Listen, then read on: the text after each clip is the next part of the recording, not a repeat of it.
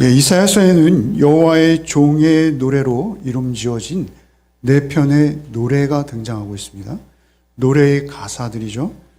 이 노래들은 오직 예수 그리스도의 모습을 표현하고 있습니다. 예수께서 어떤 모습으로 사역을 하실지.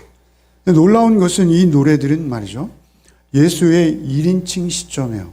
첫 번째 노래만을 제외하고요, 예수께서 직접 그 곡조는 저희가 확인할 수 없으나 가사는 예수님의 음성이에요. 그래서 예수께서 이 노래를 하고 계시다라는 것이죠. 오늘은 우리가 두 번째 본문, 두 번째 노래를 묵상하려고 하는 것이죠. 특별히 종의 사역을 소개하고 있습니다.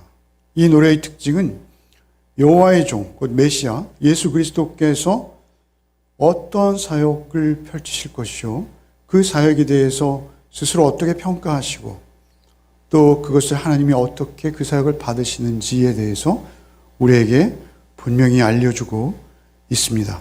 또한 이 종의 노래를 읽고 묵상해 갈 때 우리가 한 가지 반드시 기억해야 될 것이 있습니다. 그것은 무엇이냐면 종의 노래이면서 동시에 우리 각자의 노래라는 것입니다. 우리가 예수 그리스도를 쫓는 주님의 제자들이기에 주께서 가신 길을 가는 것이죠. 주께서 십자가 지시고 좁은 길, 좁은 문을 나서셔서 좁은 길로 내내 걸으셨습니다. 그 길을 가시는 주님을 쫓는 우리 제자들은 과연 어떠한 삶을 사는 것이 맞는지, 그것을 오늘 우리에게 보여주시는 것이죠. 1절부터 한번 1절만 읽겠습니다. 섬들아 내게 들으라, 먼 곳 백성들아 귀를 기울이라. 여호와께서 태에서부터 나를 부르셨고 내 어머니의 복중에서부터 내 이름을 기억하셨으며. 섬들아, 먼 곳 백성들아, 이렇게 부르세요. 여기서 우리가 특별히 마음에 담아야 될 것은 무엇이냐면요, 예수께서는 소외된 자들을 사랑하신다는 것입니다. 섬들, 요즘도 낙도 선교회 이런 것들이 있어요. 그리고 정부에서도 병원선 같은 것을 만들어서 낙도의 병원의 혜택, 의료 혜택을 보지 못하는 주민들을 위해서 여러 가지 복지 정책을 펼치고 있죠. 그러나 주님이 원조이십니다. 섬들아, 이렇게 부르시는 것이죠. 섬들아, 먼 곳, 땅끝을 말씀하시는 것입니다. 이 땅끝의 백성들아. 사실 첫 번째 노래에서 주님 모습이 이런 모습이셨어요. 상한 갈대를 꺾지 아니하시고 꺼져가는 등불을 끄지 아니하시는 그러한 모습의 주님이죠. 그 주님께서 그 사역의 특징대로 우리를 초대하시는 거예요.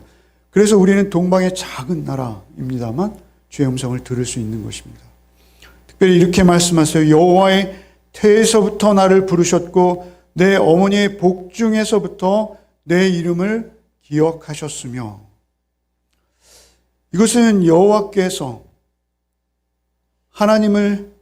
하나님께서 예수 그리스도를 어떻게 인식하고 계신지, 그리고 또한 예수 그리스도께서는 본인을 어떻게 인식하고 있는지에 대한 그러한 노래의 가사인 것이죠. 말씀드린 대로 그리스도인들 역시 가져야 될 자기 인식입니다. 특별히 여러분, 여호와께서 태에서부터 나를 부르셨고, 이렇게 말씀하세요. 태에서부터 나를 부르셨고. 여러분, 이사야서를 읽어보면 이사야가 소명을 받는 곳은 이사야서 6장입니다. 그래서 하나님의 제단을 보죠. 그리고 하나님의 거룩한 불로 입술을 지지는 그러한 경험을 합니다. 그럼에도 불구하고 사실 이사야는 말이죠, 다른 많은 곳들에서 자신을 하나님께서 부르시는 것은 태에서부터 불렀다, 이렇게 말씀하세요. 여러분, 우리 바울 사도 잘 아시잖아요. 바울 사도가 하나님께로부터 부름을 받은 것은 어디입니까? 사도행전 9장이죠. 다메섹 도상입니다. 다메섹에서 자기가 부름을 받았다라고 간증할 때마다 말씀하세요. 그러나 여러분, 갈라디아서 1장 15절에 보시면 사도께서 이렇게 말씀하셔. 그러나 내 어머니의 태로부터 나를 택정하시고 그의 은혜로 나를 부르시니가. 이렇게 고백하시거든요. 사실 이러한 유사한 표현들은 고린도에 보낸 편지들에도 많이 있습니다. 그런가 하면 예레미야도 마찬가지죠. 아직 어려서 말할 줄 모르나이다. 그럼에도 불구하고 그는 예레미야 1장 5절 말씀에 내가 너를 모태에 짓기 전에 너를 알았고 그리고 내가 배에서 나오기 전에 너를 성별했다. 다윗도 그렇습니다. 다윗이 들판에 있을 때 하나님과 깊은 교제를 나눴죠. 목동으로서. 그럼에도 불구하고 다윗은 시편에서 이렇게 고백하고 있어요. 시편 71편 6절 내가 모태에서부터 주를 의지하였으며 나의 어머니의 배로부터 주께서 나를 택하셨사오니 나는 항상 주를 찬송하리이다. 예레미야 1장 5절에서도 역시 내가 너를 모태에 짓기 전에 너를 알았고 이렇게 말씀했듯이 왜 이런 고백들을 할까요? 그것은 우리도 마찬가지입니다. 그것은 예수 그리스도의 자의식이면서 동시에 우리 그리스도인들의 자의식이에요. 우리가 믿음 안에 들어오고 보니까 믿음 밖에 있을 때는 어떠한 결정적인 어떤 목사님 때문에 어떤 교회 때문에 누군가가 나를 전도해서 그렇게 우리는 스스로 그 시점을 판단할 수 있습니다. 그때 부모님이 나에게 이렇게 하셔서 그렇지 않다는 것이죠. 믿고 보니까 믿음 안에 들어와 보니까 그것은 하나님의 작정이었다는 거예요. 그래서 바울 사도는 이렇게 말씀하시죠. 에베소 1장 4절에 곧 창세 전에 그리스도 안에서 우리를 택하사 이런 표현을 하세요. 그러니까 이미 이 땅을 창조하시기도 전에 이미 우리는 모두 나 이 편지를 쓰고 있는 바울 그리고 편지를 받아 읽는 너희들 모두 창세 전에 이미 하나님이 작정하신 것이야. 이것은 우리가 믿음을 경험하고 하나님 은혜를 받은 자들은 동일하게 공감할 수밖에 없는 내용이죠. 그렇게 예수께서도 자의식을 가지고 계신 거예요. 그런가 하면 또 특별히 이렇게 여호와의 종은 노래하고 있어요. 내 이름을 기억하셨다라고 하셔요. 내 이름을 기억하셨다. 더 구체적인 것이죠. 언제나 늘 말씀드리듯이 이름이 가지는 어떤 특성이 있습니다. 그래서 그 이름으로 불려지는 대상, 그 주체의 어떠한 성격 또는 삶 그런 것들을 반영해내는 게 이름이죠. 여러분 마태복음 1장 21절로 23절 한번 같이 읽겠습니다. 아들을 낳으리니 이름을 예수라 하라. 이는 그가 자기 백성을 그들의 죄에서 구원할 자이심이라 하니라. 이 모든 일이 된 것은 주께서 선지자로 하신 말씀을 이루려 하심이니 이르시되 보라 처녀가 잉태하여 아들을 낳을 것이요 그 이름을 임마누엘이라 하리라 하셨으니 이를 번역한즉 하나님이 우리와 함께 계시다미라. 아직 예수께서 탄생하시기도 전이에요. 태어나기도 전에 이미 하나님께서는 그들의 부모에게 예수의 부모에게 나타나셔서 이름을 짧은 문장 속에 2개나 지어주시는 거예요. 예수라. 예수의 의미는 뭐예요? 우리를 우리 죄에서 구원할 자. 그런가 하면 임마누엘이라는 이름도 주시죠. 하나님이 우리와 함께 하신다라는 예수님의 사역과 예수님의 특성을 가장 명료하게 잘 나타내는 이름들이죠. 그러나 한 이름으로 예수의 모든 생애와 삶을 담아낼 수 없기에 예수님의 이름은 여럿입니다. 그런데 그렇게 이름을 주셨다라는 것이죠. 그런데 우리도 말이죠. 우연은 없습니다. 우리의 존재, 우리의 이름이 그렇다는 것이 아니라 우리의 존재가 하나님 안에서 어떤 의미와 어떤 사명을 가지고 이미 존재한다는 것입니다. 2절 말씀 한번 읽겠습니다. 내 입을 날카로운 칼같이 만드시고 나를 그의 손그늘에 숨기시며 나를 갈고 닦은 화살로 만든사 그의 화살통에 감추시고. 나는 하나님께서 만드신 칼이라는 거예요. 나는 하나님께서 만드신 화살이라는 거예요. 여러분, 예수님께서는 스스로를 칼이라 여기셨어요. 그런데 성경에 보면 이러한 표현들, 유사한 표현들은 굉장히 많아요. 이사야서 11장 4절 말씀 한번 읽어보겠습니다. 공의로 가난한 자를 심판하며 정직으로 세상의 겸손한 자를 판단할 것이며 그의 입의 막대기로 세상을 치며 그의 입술의 기인으로 악인을 입의 막대기로 세상 공의로 가난한 자를 심판하고 이 모든 것들이 주의 말씀으로 되어지는 것. 역사 속에 예수 그리스도는 실존하세요. 그죠? 우리 역사 교과서에서 우리가 배우고 있잖아요. 역사 속에 실존하시는 예수 그리스도임에도 불구하고 우리는 그분을 지금 만나뵐 수는 없습니다. 그럼에도 불구하고 그분은 말씀으로 존재하세요. 말씀이 육신이 되어서 우리 가운데 거하신다 하시잖아요. 말씀이 성령으로 우리에게 살아계신 하나님의 음성으로 들려오므로 예수의 존재는 우리 안에 지금 같이 하시는 것이죠. 임마누엘 하시는 거예요. 말씀으로. 그렇게 여러분, 그런데 그 말씀은 말이죠, 칼이라는 거예요. 칼. 여러분, 계시록 1장 16절도 읽어보겠습니다. 시작. 그의 오른손에 7별이 있고 그의 입에서 좌우에 날선 검이 나오고 입에서 예수님의 검이 나온다. 그런데 그 검은 양날이 시퍼렇게 서 있다. 이렇게 말씀하십니다. 계시록 2장 16절도 읽어보겠습니다. 그러므로 회개하라. 그리하지 아니하면 내가 내게 속히 가서 내 입에 검으로 그들과 싸우리라. 우리가 하나님의 말씀으로 구원도 받고 하나님의 말씀으로 심판의 대상도 될 수 있는 거예요. 그 말씀을 받는 태도에 따라서 그 말씀을 어떻게 받는가에 따라서 우리도 검이 될 수 있어요. 그런가 하면 검으로 심판을 받을 수도 있게 되는 것입니다. 여러분, 데살로니가 후서 2장 8절도 한번 읽어보겠습니다. 그때 불법한 자가 나타나니 주 예수께서 그 입의 기운으로 그를 죽이시고 강림하여 나타나심으로 패하시려. 입의 기운도 동일한 의미죠. 입의 기운이에요. 검기예요. 검기. 무협지 같은 거 안 읽으시죠? 검기로 그냥 입의 기운으로 그들을 심판하신다. 여러분, 마태복음 4장에 보면 예수께서 사단의 시험을 받으실 때 어떻게 받으시죠? 신명기의 말씀을 가지고 말씀의 검으로 그들을 대적하시죠. 그리고 그들을 물리치십니다. 시험에서 승리하십니다. 그런데 놀라운 것은 사단들도 말씀을 들고 오고 있거든요. 그런데 그것을 진리의 말씀, 오직 1.1획 변함없는 주의 말씀으로 그들을 물리치신다라는 것이죠. 우리가 잘 아는 히브리서 4장 12절 말씀도 한번 읽겠습니다. 하나님의 말씀은 살아있고 활력이 있어 좌우에 날선 어떤 것보다 이래하여 혼과 영과 및 관절과 옷을 찔러 쪼개기까지며 또 마음의 생각과 뜻을 판단하나니. 그러니까 말씀은요, 우리를 찔러 쪼개서 우리를 변화시키는 능력도 있지만 특별히 우리가 그리스도의 사람인지를 판단하신대요. 판단하신대요. 우리 안에 예수의 피가 있는지 없는지 말씀이 우리를 금방 판단하세요.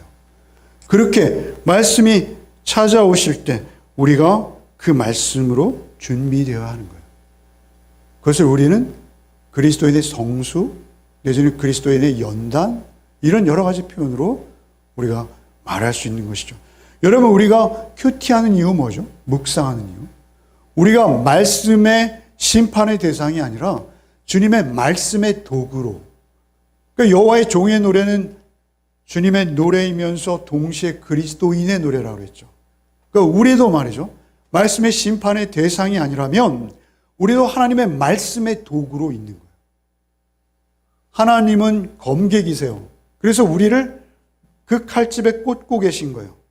그래서 하나님께서 우리를 사용하시기 위해서 쭉 검을 뽑았는데 말씀이 없는 거예요. 그럼 안 되는 거죠. 요즘 여러분 올림픽 보시죠? 하나님은 궁사이세요. 활을 쏘시는 분이세요. 우리는 그 활통에 담겨 있는 잘 별러진 날이 시퍼렇게 서 있는 화살인 것이죠. 여러분, 군수들이 쏘는 게 70m래요. 70m. 그런데 표적은요, 안에 있는 작은 게 6cm, 그리고 10점짜리가 12.2cm라고 합니다. 되게 작은 거예요. 70m 밖에 있는 10cm 동그라미, 그리고 그것도 이중으로 판단해요. 그 나중에 결승전 쏠 때 보면 그 안에 또 조그만 구멍이 하나 있어요. 조그만 원이 하나 있어요. 6cm, 6cm. 그리고 큰 원 10점짜리가 12cm인데 70m 밖에서 12cm짜리 관역을 맞히는 거예요. 70m. 여러분 100m 달리기 해보셨죠? 아무리 시력이 좋아도 12cm짜리가 보일까요? 그 선수들이 하는 말은 이렇게 말하더라고요. 그냥 감으로 쏜다는 거예요. 감으로. 쏘고 자기들도 망원경으로 봐요. 그 옆에 망원경이 있어요. 망원경으로 보고 아 이거 잘 들어갔나? 하나님께서 그런데 놀라운 건 여러분 10발을 쐈는데 그 중에 한 발 빼고 다 10점을 들어가는 거예요. 도대체 인간의 능력이 어디까지인지를 모르겠어요. 그런데 인간도 하물며 그만큼 정확성을 가지고 훈련에 의해서 준비되어져 있다는 것이죠. 하나님께서는 궁수이세요. 하나님께서 쏘시면 그냥 화살 위에 또 화살을 쏘실 수 있으신 분이시잖아요. 그런 하나님께서 화살을 뽑아서 우리를 당겨서 쏘셨는데 화살이 벼르지 않아서 끝이 뭉툭하고 마치 돌멩이 같아서 관역을 날아갔는데 꽂히기는커녕 그냥 약간의 충격으로 떨어진다면 여러분 저는 설교하는 자로서 참으로 부끄러운 말씀이기도 해요. 여러분 우리가 그렇게 말씀으로 갈고 닦아져서 준비되어져 있을 때 우리가 여호와의 종과 같이 사용되어지는 것이죠. 그래서 우리도 그 말씀으로 사용되어질 수 있는 거예요. 그래서 우리는 늘 묵상하는 거예요. 묵상. 힘들고 어려워도. 여러분 말씀의 벼루에 계속 우리를 갈아야 되는 거예요. 어떨 때는요. 저는 목사이고 정말 직업적으로 성경을 보는 사람임에도 하루 종일 성경을 보고 있는데 내가 뭘 봤는지 모를 때가 있어요. 말씀이 안 들어올 때가 있습니다. 다 똑같아요. 예외가 없습니다. 그러나 하나님께서는 우리를 준비된 만큼 쓰시는 거예요. 사도행전 17장 11절 말씀 한번 읽어봅시다. 베레아에 있는 사람들은 데살로니가에 있는 사람들보다 더 너그러워서 간절한 마음으로 말씀을 받고 이것이 그러한가요? 날마다 성경을 상고함으로. 날마다 성경을 상고함으로. Everyday. 여러분 우리가 그렇게 큐티하고 말씀 묵상하며 이 가운데 있는 하나님의 진실한 뜻은 무엇인지를 아는 만큼 살 수 있어요. 그리고 아는 만큼 쓰임받을 수 있다는 것이죠. 베드로전서 3장 15절 말씀도 읽어봅시다.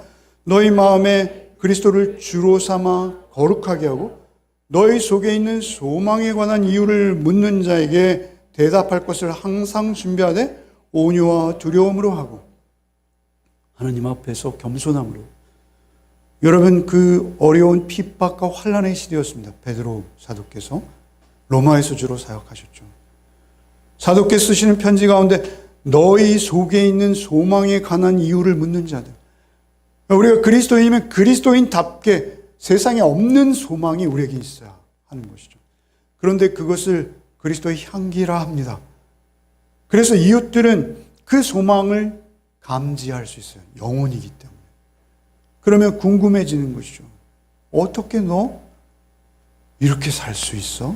라고 물을 때 우리에게 칼이 있다는 거예요. 우리에게 화살이 있다는 거예요. 그런데 그것은 내가 준비한 것이지만 그걸 쓰시는 분은 하나님이세요. 하나님께서 검객도 되고 궁수도 되시는 거예요. 우리가 벼러져 있고 준비되어져 있는 만큼 있기만 하다면 하나님께서는 반드시 쓰신다는 거예요. 반드시 우리가 알게 모르게도 쓰세요. 그렇게 우리를 쓰시는 거예요. 쓰임받고자 하는 열망이 있다면 우리의 말씀을 붙들어야 돼요. 더 말씀을 붙들어야 돼요. 특별히 이 본문에 손 그늘에 숨기시며 라고 말씀하시죠. 그러니까 여호와의 종의 일생이 하나님의 손 안에 있다는 거예요. 하나님의 섭리 안에 있다는 거예요. 하나님의 손, 하나님의 섭리 안에서 그 칼과 화살이 쓰임받는 것입니다. 그런데 갈고 닦은 화살, 반드시 그의 화살통에 감추시고 이렇게 말씀하시나요? 화살통에 감춰 있어요. 한 번 발사로 적의 심장을 뚫어버릴 수 있는 위력 있는 화살이 되는 거예요. 그를 죽이던, 그 안에 사단을 죽이고 그 영혼을 뺏어오던 그 일에 우리가 쓰임받고 하나님의 도구가 되기 위해서 우리는 늘 연단되어지고 성숙되어야 되고, 그렇게 준비되는 우리 열매 성도들 되시기를 바랍니다. 3절 같이 한번 읽겠습니다. 내게 이르시되 너는 나의 종이요 내 영광을 내 속에 나타낼 이스라엘이라 하셨느니라. 특별히 나의 종이라고 하세요. 우리가 칼과 화살로 비유되지만 또 종이기도 해요. 예수께서도 하나님께 쓰임 받으신 것이고요, 우리도 하나님께 쓰임 받는 것입니다. 하나님 앞에 쓰임 받기 위해서 우리가 그렇게 준비되어졌을 때 하나님께서는 종으로 우리를 부리세요. 종이라는 거 한번 말씀드렸습니다만 하나님께서 그 종의 생계를 책임져 주신다고 말씀하시잖아요. 그 종의 생계를 책임져 주시고 그가 그 전쟁에 필요로 하는 것들, 그 나를 날카롭게 가는데 필요한 것들 공급하신다는 거예요. 그런 환경도 하나님께서 조성해 주신다는 거예요. 하나님께서 그렇게 말씀하셔서 우리를 하나님이 쓰시기에 합당한 도구로 만드시기 위한 모든 필요한 것들을 주신다는 거예요. 내 영광을 내 속에 나타낼 이스라엘. 그래서 결국 우리가 하나님의 영광을 나타내는 자리로 우리를 이끄시는 것입니다. 하나님의 영광을 나타내는 자리. 그런데 이스라엘이라 하셨느니라. 좀 이상하죠? 이스라엘은 사실 역사 속에서 하나님의 영광을 드러내기보다는 하나님 앞에 늘 넘어지는 자들이었습니다. 여기서 이스라엘이라 부른다는 것은 이스라엘 민족을 통해서 오실 여호와의 종을 말씀하십니다. 이스라엘의 대표성으로서의 그리스도를 말씀하시는 것입니다. 그래서 여호와의 영광을 위해서 우리도 준비되어진다라는 사실입니다. 여호와의 종 안에서. 오늘 정말 깊이 있게 나누고 싶은 말씀은 사실 이 4절 말씀이에요. 오늘 설교의 제목도 여기 4절이죠. 4절 말씀 한번 같이 읽겠습니다. 그러나 나는 말하기를 내가 헛되이 수고하였으며 무익하게 공연히 내 힘을 다하였다 하였도다. 참으로 나에 대한 판단이 여호와께 있고 나의 보응이 나의 하나님께 있느니라. 이런 말씀을 전했는데, 그래서 정말 화살이 되고 칼이 되었는데 하나님께서 쓰임새 있게 나를 만드시고 나를 사용하셨다라고 여겼는데, 그런데 여호와의 종의 독백이 우리를 충격에 휩싸이게 해요. 뭐라 하십니까? 헛되이 수고했다. 그러나 나는 말하기를, 1인칭 시점이라고 그랬죠. 예수 그리스도 1인칭 시점. 여호와의 종의 노래예요. 예수께서 작사가이십니다. 그런데 나는 말하기를 내가 헛되이 수고하였으며 무익하게 공연히 내 힘을 다했구나. 힘만 뺐네. 이거 뭐 열매도 없어. 이렇게 우리가 실망할 수 있는 존재라는 것입니다. 그런데 더 놀라운 것은 여호와의 종께서도, 예수께서도 이러한 실패감에 이러한 독백을 하셨다라는 것입니다. 여러분, 예수께서는 병 낫기 위해서 몰려든 많은 사람들을 대하셨어요. 그리고 그들을 정말 치료하셨어요. 성심껏 치유하셨어요. 그러나 그들이 하나님의 아들로서 예수 그리스도, 구원주로서 예수 그리스도를 인격적으로 만나지는 못해요. 아직. 그렇죠? 예수님의 12제자도 역시 마찬가지예요. 3년 동안이나 그들과 함께 먹고 자고 그리고 훈련하셨지만 예수님을 그들은 떠나죠. 미련 없이, 속절없이. 여러분, 요한복음 1장 11절 한번 읽어보겠습니다. 자기 땅에 오매 자기 백성이 영접하지 아니하였으나, 마태복음 26장 56절, 그러나 이렇게 된 것은 다 선지자들의 글을 이루려 함이니라 하시더라. 이에 제자들이 다 예수를 버리고 도망하니라. 여러분, 예수께서는 무죄한 자기의 몸을 우리를 대속하는 제물로 하나님 앞에 드리셨어요. 우리와 같은 사역이 아니에요. 그럼에도 불구하고 그들은 열매로 맺지 못하는 거예요. 열매로 맺히지 않는 거예요. 그리고 그들이 예수님의 완성된 사역이 그들의 눈앞에 있음에도 불구하고 예수님을 등지는 거예요. 더 놀라운 건 말이죠. 예수께서 부활하셨어요. 그래서 부활의 몸으로 그들을 찾아오셨습니다. 그런데도 마태복음 28장 17절 한번 읽어보겠습니다. 예수를 배웠고 경배하나 아직도 의심하는 사람들이 있더라. 하나님의 크신 권능으로 부활을 그들에게 직접 목도하는 은혜로 그들에게 나가셨지만 그들은 그때도 의심하는 거예요. 그러니까 예수께서 나는 말하기를 내가 헛되이 수고했으며 무익하게 공연히 내 힘을 다했네? 라고 말씀하실 만한 것이죠. 여러분, 예수님의 죽음은 그 당시로서는 당장 외형적으로 보기에 헛된 것으로까지 보일 수 있는 것이죠. 여러분, 예수님은요, 하나님의 신성을 가지고 계세요. 하나님의 신성이 예수님을 떠나지 않았어요. 항상 있습니다. 그럼에도 불구하고 예수님은 완전한 인간이셨어요. 완전한 인간이, 이것은 신비입니다. 예수께서 인간이 되셔서 우리를 찾아오신 거예요. 그런데 인간이 되어서 찾아오신 예수, 그분은 완전한 인성을 또 가지고 계세요. 우리처럼 인격이라는 거예요. 그래서 예수께서는 감정도 있으시고 의지도 있고 지적인 그러한 수준도 있는 거예요. 그 가운데서 예수께서는 특별히 그 인성 안에서 여러분 그 감정을 그대로 드러내시는 적이 많이 있어요. 여러분 마태복음 8장 26절 한번 읽어봅시다. 읽어보겠습니다. 예수께서 이르시되 어찌하여 무서워하느냐 믿음이 적은 자들아. 그들을 책망하시죠. 마태복음 16장 23절 읽어봅시다. 사탄아 내 뒤로 물러가라 너는 나를 넘어지게 하는 자로다. 마태복음 10장 17절 예수께서 대답하여 이르시되 믿음이 없고 패역한 세대여 내가 얼마나 너희와 함께 있으며 얼마나 너희에게 참으리요. 누가복음 24장 25절 이르시되 미련하고 선지자들이 말한 모든 것을 마음에 더디 믿는 자들이요. 여러분 이렇게 오늘 본문에는 메시아이시면서도 놀랍게도 제자들을 너무 지나치게 책망하시고 심지어는 한탄조의 말씀까지도 하시는 거예요. 제자들에게만 그러셨던 게 아니에요. 예수께서는 십자가를 지고 부활하시기 전까지 심지어 하나님을 향해서도 그렇게 말씀하세요. 여러분 우리가 잘 아는 겟세마네 기도에서 예수께서 어떻게 말씀하세요? 마태복음 26장 39절 이 잔을 내게서 지나가게 하옵소서. 그런데 사실 오늘 본문의 구조와 좀 비슷해요. 지나가게 하옵소서. 당신이 여기에 오신 이유가 그 잔을 마시기 위해 오신 것임을, 그 잔을 마시는 것이 예수님의 사역의 전부인 것, 우리가 마셔야 될 그 심판의 잔, 우리 묵상하고 오지 않았습니까?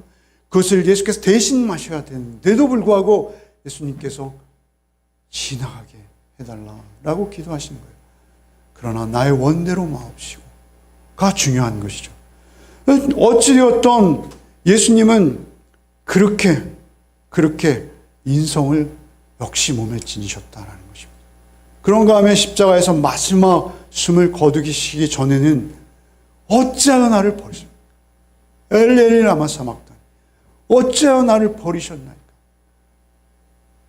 여러분 나의 사역이 너무 허탄하고 나의 수고가 다 헛되었구나. 여러분 이 지경까지 갈 수 있는 게 우리 존재예요. 사실 여기 수고하였다라는 이 히브리어는요 아주 기진맥진하도록 생명을 다해서 땀 흘려 일하는 것을 말하는 거예요. 예수님께서는 때로 먹지도 못하시고 주무시지도 못하셨습니다. 그렇게 사역을 했어요. 밤이 맞도록 기도하시고 그럼에도 불구하고 참으로 나에 대한 판단이 여호와께 있고 나의 보응이 나의 하나님께 있도다 라고 고백하시는 거예요.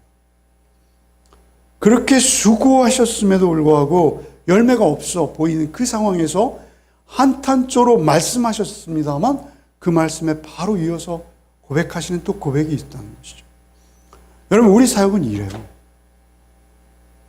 여러분, 세상에서 말이죠, 소위 열방의 복음을 전한다 하면서 뭐 엄청난 선교를 하는 것처럼 여기지만 선교에 대해서도 우리가 조심해야 합니다. 그 선교의 목적이 무엇이냐는 것이고 그 선교로 전해져간 그 복음의 본질이 무엇이냐가 더 중요합니다. 여러분, 그저 학교 세워주고 병원 지어주는 것이 끝이 아니라는 것이죠. 그들에게 구원에 이르는 믿음이 전해져 가는 그 온전한 복음은 이러한 환경, 이러한 모습들을 통해서 간다는 거예요. 여러분, 여호와의 종의 노래 두 번째 노래입니다만 세 번째 노래, 네 번째 노래를 보세요. 더 심각합니다. 더 심각합니다. 왜 그렇습니까? 여러분, 어렵다는 것입니다. 그만큼 복음은 자기 부인과 자기 포기요 십자가의 길을 일하는 것입니다. 그래서 이러한 허탄한 말들을 우리가 할 수 있다는 거예요. 그럼에도 불구하고 우리의 믿음은 무엇이냐? 이 뒤에 이어지는 거예요. 그러나 그래도 참으로 나에 대한 판단이 여호와께 있고 나의 보응이 나의 하나님께 있느니라. 그럼에도 불구하고 나의 판단이라는 건 미슈파트라는, 여러분, 체데크라는 단어와 함께 공의로 번역되어집니다. 미슈파트라는 히브리어입니다. 이 미슈파트라는 히브리어는 판단, 심판, 판결, 공의, 여러 가지 단어로 번역되고 있어요. 문장마다 가장 알맞은 의미를 찾아 번역하는 것이죠. 야훼만은 공동번역 한번 읽어볼까요? 한번 읽어보겠습니다. 이 사절이 너무 중요해요. 한번 읽어보겠습니다. 공동번역인데요. 한번 읽어보겠습니다. 그러나 나는 생각하였다. 나는 헛수고만 하였다. 공연히 힘만 빼었다. 그런데도 야훼만은 나를 바로 알아주시고 나의 하나님만은 나의 품삯을 세매해 주신다. 사람 보고 한 것이 아니라는 것입니다. 사람에게 인정받는 것이 아니라는 것입니다. 사람의 눈치를 보고 마치 바벨탑을 쌓아가는 자들과 같이 나의 선교의 열매를 자랑하고 풍성하다라고 선전하기 위해 한 것이 아니라는 것입니다. 그것은 오직 하나님의 순전한 복음만이 올곧게 전해져 가기를 원하며 하나님 나를 판단해 주십시오. 하나님 나를 심판해 주십시오. 현대인의 성경도 한번 읽어보겠습니다. 그러나 나는 내가 공연히 수고하였으며 쓸데없이 내 힘을 쏟았다고 말하였다. 그렇지만 여호와께서 나를 변호해 주실 것이며 내가 한 일에 대해서 상을 주실 것이다. 여기 품삯 또는 상으로 번역되었습니다만 우리 성경에는 보응으로 번역되었죠. 페올라라는 이것은 보상을 말하는 거예요. 하나님께서 우리에게 주시는 최고의 보상은 무엇입니까? 하나님 나라로 우리를 영접해 주시는 거예요. 여러분, 히브리서 12장 2절 말씀, 주께서 어떤 보상을 받았는지 우리 한번 읽어보겠습니다. 믿음의 주여 또 온전케 하시는 인 예수를 바라보자. 그는 그 앞에 있는 기쁨을 위하여 십자가를 참으사 부끄러움을 개의치 아니하시더니 하나님 보좌 우편에 앉으셨습니다. 주께서 십자가에 달려 죄인처럼, 가장 끔찍한 죄인처럼 죽임당하실 때, 제자들마저 도망가 버렸을 때, 여러분, 이런 단발마의 비명을 지르고 계실 때가 있었다라는 것입니다. 하물며 우리 같은 자들이 주님의 뒤를 쫓는다 하면서 이런 고민과 갈등과 힘듦이 없다면 그것은 마귀를 대적하는 복음이 아닐 수 있어요. 바벨탑일 수 있습니다. 나의 이름을 더 멀리 내고 우리 조직을 강화해서 우리 흩어지지 말자. 거대한 건물과 거대한 조직이 선교가 아니라는 것입니다. 선교의 모습은 상한 갈 때도 꺾지 아니하시고 꺼져가는 등불도 돌보시는 주님의 마음으로, 야, 이거 헛수고만 했네. 아무도 알아주지 않잖아. 그러나 하나님이 인정하신다. 하나님이 그 복음을 통해 일하신다는 거예요. 예수님의 12 제자들을 요한 사도 외에는 다 순교하셨습니다. 여러분, 우리 기독교 역사에 이름을 남긴 분들은 다 헛되이 죽은 것처럼 돌아가셨습니다. 그러나 오늘 우리에게는 그분들로 인해서 우리의 믿음이 궤도를 잡을 수 있고 길을 찾을 수 있도록 우리에게 빛이 되어주셨어요. 우리에게 모범이 되어주셨어요. 과연 구원받은 것이 무엇이고 구원 안에서 살아간다는 것이 무엇인지를 우리에게 가르쳐 주시는 거예요. 그럼에도 불구하고 이 본문이 우리에게 위로가 되는 것은 주님도 그렇게 가셨구나. 주님도 그 길을 가셨구나. 여러분, 성경에 나타나는 놀라운 선교의 위인들의 모습을 보십시오. 엘리야를 보십시오. 엘리야는 말 한마디로 비가 오던 것을 멈추기도 하고 비를 내리기도 했던 사람입니다. 갈멜산에서 말이죠, 800명이 넘는 거짓 선지자들을 하나님의 불로 심판하는 일에 쓰임받았습니다. 그리고 놀랍게도 자신감을 얻었습니다. 그런데 들려오는 소문은 이세벨이 자기를 죽이기 전에는 그 강팍한 반응을 볼 때 그는 하나님 앞에 나와서 이제 넉넉하오니 나는 여기까지요. 나의 한계는 이제 끝났습니다. 여러분, 이렇게 우울한 모습으로 반응하는 것을 볼 수 있어요. 여러분, 욥기도 마찬가지입니다. 여러분, 니느웨로 파송받았던 하나님의 선지자 요나를 보십시오. 여러분, 우리의 사역이 그렇게 올곧게 세상의 방법대로 바벨탑을 쌓듯이 바벨론의 방법으로 되어지지 않는다는 것입니다. 우리의 가족이, 우리의 부모가, 우리의 자녀가 그들에게 진실한 복음, 성경이 말씀하시는 그 복음이 그들에게 전해가서 생명으로 역사하게 하기 위해서는 세상의 방법이 아니라는 것이죠. 하나님의 방법이라는 것이죠. 그것은 눈물 없이는 지날 수 없는 과정입니다. 바울 사도의 사역을 보십시오. 갈라디아에 보내는 편지에 이런 기록을 하세요. 갈라디아 4장 11절 같이 읽겠습니다. 내가 너희를 위하여 수고한 것이 헛될까 두려워하노라. 여러분, 이러한 표현은 고린도에 보낸 편지도 많아요. 내가 두렵고 떨었다, 뭐 이런 표현도 있고요. 바울 사도는 남루한 차림으로 여러분 아시아에서 유럽을 오가며 선교하셨습니다. 그런데 이게 헛된 것 같은 느낌이 자꾸 드는 거예요. 결국 로마에서 참수를 당하셨습니다만 여러분, 그의 생애와 삶을 통해서 오늘 우리가 복음 위에 있는 거예요. 오늘 우리가 복음 위에 생명 얻게 되는 거예요. 하나님께서 바울을 준비하셨던 거예요. 하나님께서 하나님의 칼집에 바울을 날선 시퍼런 검으로 꽂고 계셨던 거예요. 화살통에 날이 시퍼렇게 선 화살로 갖고 계셨던 거예요. 그리고 하나님이 그것을 당겨서 쏘신 거예요. 그 화살이 우리에게 맞은 거예요. 그래서 놀랍게 나도 하나님 앞에 화살로 쓰임받기 원하는 그 자리까지 우리를 인도하시는 것이죠. 여러분, 이것은 얼마나 놀라운 신비요 역사인 것입니까? 그 무거운 발걸음을 사두개에서 염려와 근심으로 정말 한 걸음 한 걸음 띄워놓기 힘든 발걸음을 지속하셨을 거예요. 헛되지 않을까 염려하는. 그러나 하나님께서 싹이 나게 하시는 거예요. 그저 물을 주게 하는 것이요, 심는 것이요, 울며씨를 뿌리는 것입니다. 싹 나게 하시는 분도, 자라게 하시는 분도 하나님 한 분이십니다. 저는 저희 어머님께서 저에게 신앙을 특별히 물려주신 건 없어요. 근데 마지막 어머님을 모실 때 저녁에 일하고 돌아와서 어머님 방을 열면 꼭 앉아서 기도하시는 모습을 배웠어요.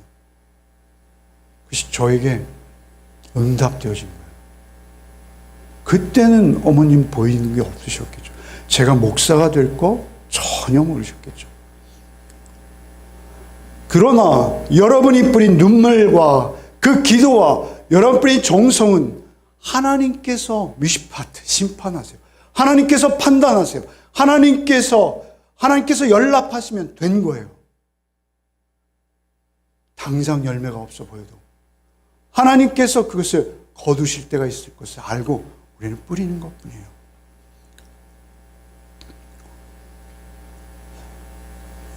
6절 말씀 한번 읽겠습니다. 6절 읽겠습니다. 그가 이르시되 내가 나의 종이 되어 야곱의 지파들을 일으키며 이스라엘 중에 보존된 자를 돌아가게 하는 것은 매우 쉬운 일이라. 내가 또 너를 이방의 빛으로 삼아 나의 구원을 베풀어 땅끝까지 이르게 하리라. 여러분, 예수님의 사역은 실패한 것처럼 보였어요.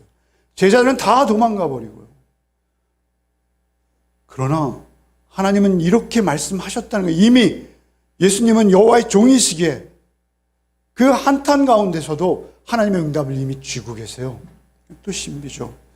그러나 이렇게 이스라엘 중에 보존된 자를 돌아오게 하는 것, 그것은 오히려 쉬운 일이야. 걱정하지 마. 유대인들이 십자가 밑에서 너를 저렇게 핍박하고 욕하고 결국 로마인들에 내주었으나 하나님께서 보존하기로 하신 자들은 하나님께서 돌아오게 하셔. 그런데 그것은 오히려 쉬운 일이란다.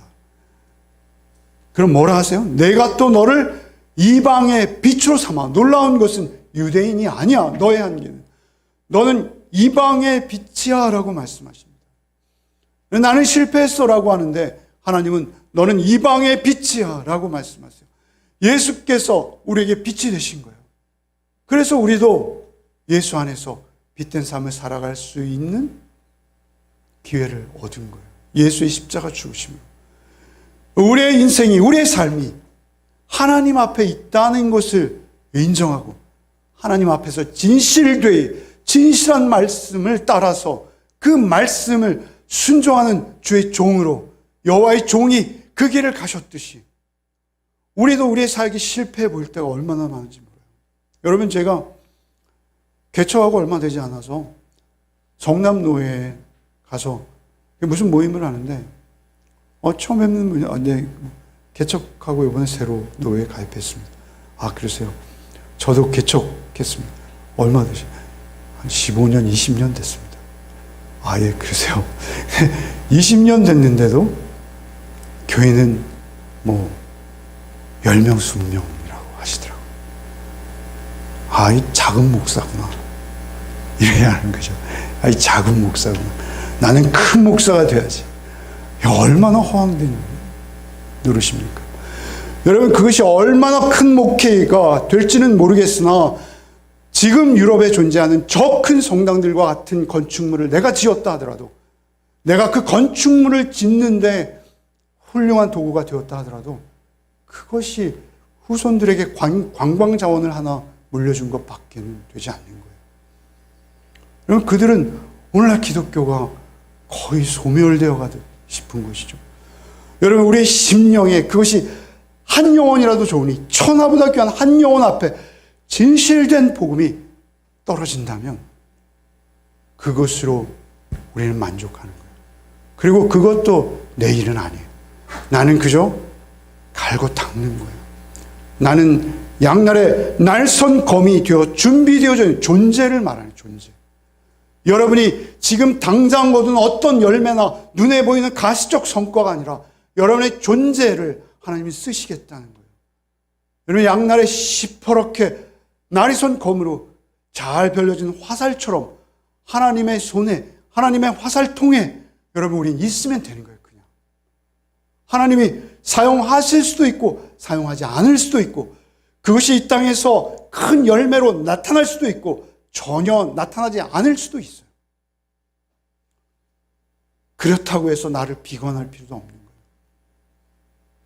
여러분, 이 말씀은 사실 이사야의 생애를 가지고 말씀하시는 것이지만, 여러분, 앞서 설교에서 지렁이 같은 야곱이라고 하지 않았습니까? 그들에게 얼마나 위로가 됐겠어요. 이 말씀을 성령의 도우심으로 이해한 자들에게는 큰 위로가 되었을 거예요. 그들이 돌아와서 결국 예루살렘을 복원할 거예요. 바벨론에 그동안 쌓아뒀던 모든 것을 뒤로하고 예루살렘으로 돌아오게 될 것입니다.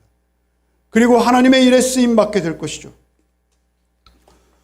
여러분, 시편 126편 1절과 5절, 6절을 한번 읽어보겠습니다. 한번 같이 읽겠습니다. 여호와께서 시온에 포로를 돌려 보내실 때 우리는 꿈꾸는 것 같았도다. 눈물을 흘리며 씨를 뿌리는 자는 기쁨으로 거두리로다. 울며 씨를 뿌리러 나가는 자는 반드시 기쁨으로 그 곡식단을 가지고 돌아오리로다. 여러분 그 곡식단이 어디에 있을지 모르죠. 여러분 시편 126편은 놀랍게도 말이죠. 1절에 보세요. 여호와께서 시온의 포로를 돌려보내실 때 그들이 바벨론으로부터 시온으로 돌아와서 부르는 노래예요. 그들의 노래예요. 그런데 종의 노래를 닮아 있지 않습니까? 울면서 씨를 뿌리는 것이죠. 척박한 환경입니다. 바벨론과 같이 바벨론의 문화 유적을 보면요. 양변기 같은 화장실도 있었다 그러죠. 수로가 있어서요. 공중 정원이 있다고 그러죠. 그래서 막 공중에서요. 수목이 자라고요. 정원이 얼마나 아름다운지요. 여러분 그 바벨론을 등지고 돌아와서 예루살렘의 그 초라한 성벽을 쌓고 있는 그들. 그러나 하나님의 일에 그들은 쓰임받고 있는 거예요. 하나님의 일을, 하나님의 말씀을 드러내는 그 도구로 그들은 그 자리에 지금 있다라는 것이죠. 여러분 우리 교회는 어떻습니까? 여러분의 인생, 여러분의 삶은 어떻습니까? 여러분도 혹시 나로 허탄하구나, 참으로 헛수고만 한 인생이다 라고 스스로를 자학하시지 않으십니까? 절대 안 됩니다. 그럴 수 없습니다. 우리의 인생, 우리의 삶은 내가 하는 것이 아니라 하나님께서 쓰시는 것입니다. 하나님께서 쓰시기에 합당한 도구가 되면 하나님께서 쓰실 것이요. 심지어는 내가 하나님께 쓰임 받았는지조차 모를 수도 있다라고 하나님 말씀하시는 것입니다. 여러분 여호와의 종의 노래가 우리의 노래가 되기를 원합니다. 여호와의 종의 노래가 여러분 우리 자신의 정체성과 우리 자신의 모습을 보면서 그저 우리는 하나님 말씀 앞에서 잘 배려준 존재로 또 한 주간을 말씀과 동행하시는 한 주간 되시기를 바랍니다. 말씀을 깊이 있게 묵상하면 할수록 말씀에서 우리에게 더욱 또렷이 들려주시는 하나님의 음성을 듣고 날마다 새로워져서 하나님 앞에서 실망하거나 실족하지 않고 울며 씨를 뿌리는 노고를 멈추지 않는 우리 열매 가족들 되시기를 소원합니다. 주님, 우리를 부르셔서 우리를 주의 자녀 삼으시고 주의 십자가 은혜로 새 생명 얻은 자 되게 하시고 우리도 복음 안에 거하게 하셨사오니 주님 우리의 삶이 주님께 쓰임받기 또한 원합니다. 한 주간도 우리의 말씀의 검을 무디게 하지 않게 하시고 오직 어떤 어려움 속에서도 진리의 말씀에 바로 서서 그 진리의 말씀을 살아낼 수 있도록 우리의 연약함을 긍휼히 여기시고 날마다 우리를 말씀으로 채찍질하여 주옵소서. 하나님의 영광과 하나님의 기쁨을 드러내기 원합니다. 진리의 말씀을 어려움 속에서도 멈추지 않고 전하는 우리 열매 가족들 되게 하여 주옵소서. 힘을 주옵소서. 날마다 말씀을 주옵소서. 주의 영광을 바라보게 하여 주옵소서. 주 앞에 살게 하시고 주님만이 우리의 판단자이심을 잊지 않는 한 주 되게 하여 주옵소서. 예수 그리스도 이름 받들어 간절히 기도하옵나이다. 아멘.